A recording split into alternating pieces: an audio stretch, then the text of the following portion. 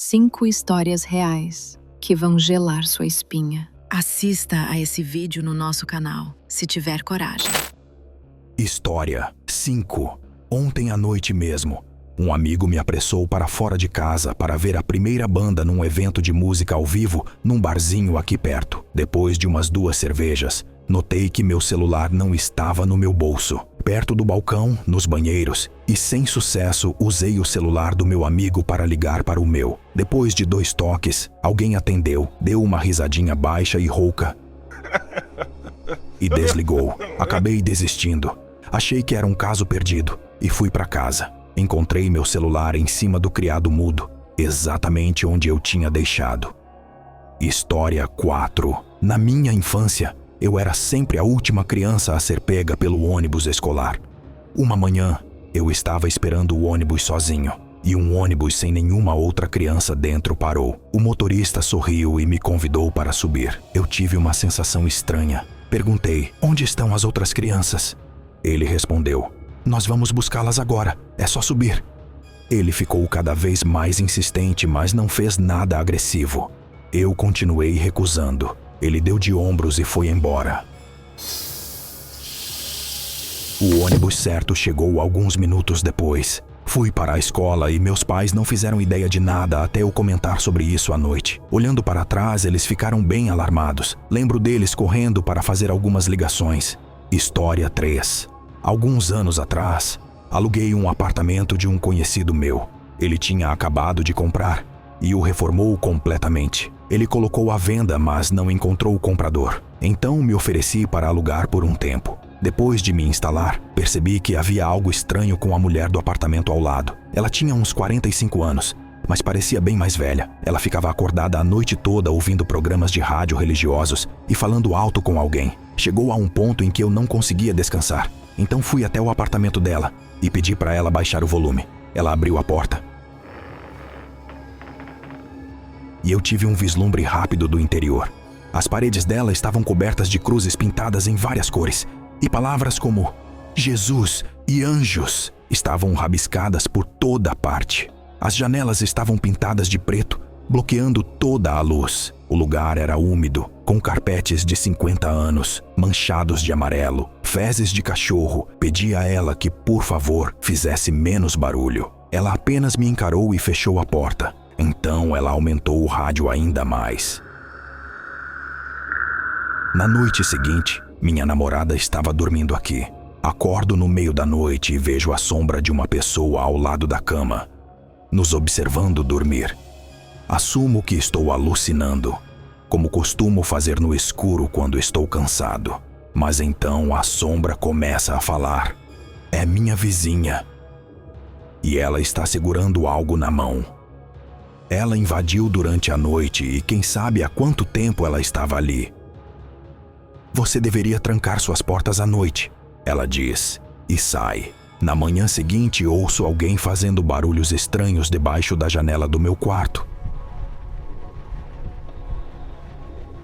É minha vizinha, falando sozinha em línguas estranhas. Ela tem um saco plástico na mão com seu cachorro morto em decomposição dentro. Está um calor infernal lá fora, e eu consigo sentir o cheiro da morte vindo daquele saco. Nesse ponto, estou apavorado. Ela é claramente muito perturbada. Subo e bato na porta de outro vizinho e pergunto o que diabos está acontecendo.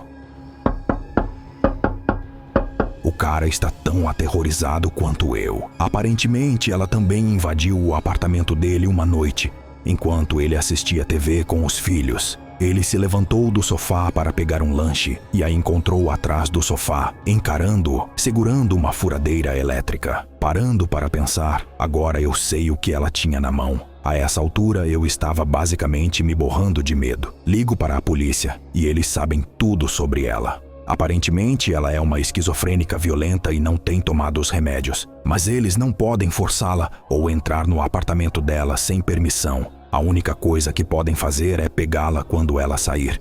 Fiquei acordado pelos 2 dias seguintes, esperando ela ficar sem cigarros. Quando a ouço sair às 2 da manhã para ir à loja de conveniência do outro lado da rua, ligo para a polícia. Em menos de 2 minutos, 3 viaturas e uma van especial apareceram. Eles a contiveram, a colocaram na van e a levaram para alguma instituição. E em menos de 1 minuto, foi como se ela nunca tivesse estado ali. Nunca mais a vi. Ainda tenho pesadelos com ela me observando enquanto durmo. História 2. Faltavam uns 15 minutos para o fim do meu turno da madrugada, quando ouvi um estrondo enorme contra uma das janelas do escritório. Então eu levanto e vou investigar. Alguém atirou uma pedra bem grande através de uma das janelas da frente do prédio. Isso é especialmente estranho, porque estou trabalhando no parque industrial às 23h30 da noite, com nenhuma das outras empresas abertas. Volto para minha mesa, faço uma ligação rápida para a segurança para avisá-los e decido ir para casa.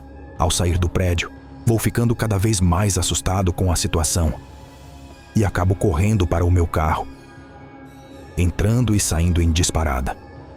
Estou quase em casa e comecei a me acalmar um pouco quando percebo que não destranquei meu carro quando entrei. Ele estava destrancado o tempo todo. Faço uma verificação rápida com a mão no banco de trás, procurando por possíveis assassinos que pudessem estar por ali. Mas não há nada. Avancemos uns 30 minutos. Liguei para um amigo meu que disse que está bebendo por aí. Então decido me juntar a ele. Pulo na minha bicicleta e começo a pedalar. Estou pedalando tranquilamente pela rua.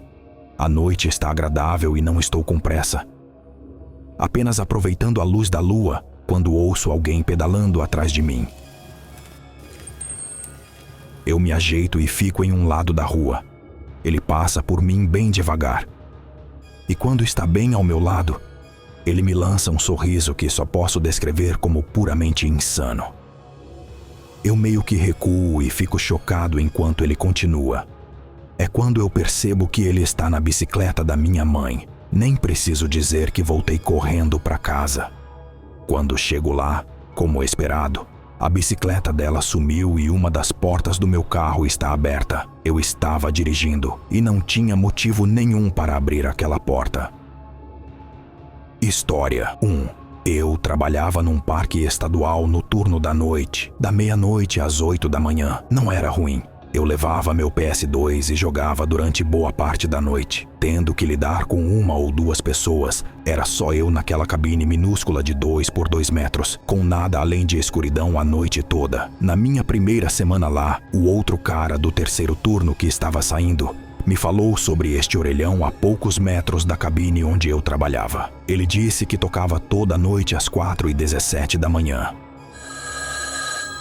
Provavelmente era só uma chamada de teste automática, ele supôs. Ele mesmo nunca atendeu. Passei alguns meses no trabalho. Era meio do verão, então na maioria das noites eu mantinha as janelas fechadas. Em meados de agosto, comecei a deixar as janelas abertas durante a noite. E não deu outra. Às 4h17 da manhã, o telefone tocava uma vez. Até o toque soava sinistro, como se o orelhão tivesse sido submerso em água e depois colocado de volta no lugar. Uma noite criei coragem para atender. Programei um alarme para as 4h15 e fui esperar perto do telefone até ele tocar. Quando tocou, eu atendi, mas não havia som.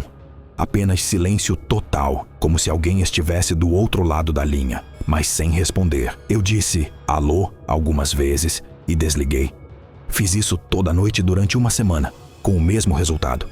Não dei muita bola e deixei para lá por cerca de um mês. Na primeira semana de outubro, decidi atender o telefone mais uma vez. Programei meu alarme e quando chegou a hora, atendi o telefone.